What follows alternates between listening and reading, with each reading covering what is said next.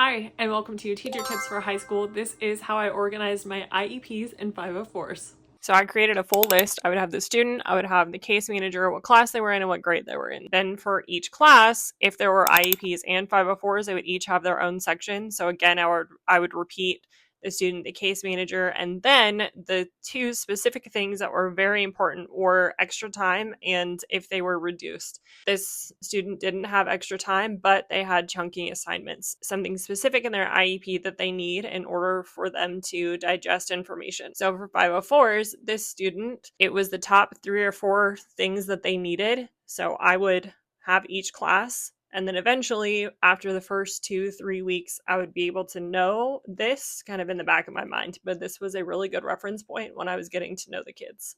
I had these printed out and put them in a binder, especially when I was grading something. It was really easy to lay the binder flat, and I would say, okay, I know that John Smith needs chunky assignments.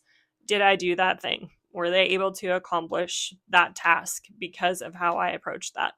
And then when I was designing curriculum, it was also very important to look at that particular class and kind of make sure I'm doing it to fit my students' needs. It's a brilliant reference point, and it is definitely a mandatory thing that you need as a teacher. You definitely need to, at the very least, make sure you're printing the IEPs and the 504s, especially the parts where it tells you what they need, and make sure that you at least have those for reference. The ones that I showed you were cover sheets for those printed out forms. So at the beginning of the year when I got my caseload, I was printing all of those off. Those were cover sheets so it could summarize each student, but I also printed their case for each student so I knew exactly what that student needed and why they needed it so I could better understand all of my students. Follow me for more teacher tips.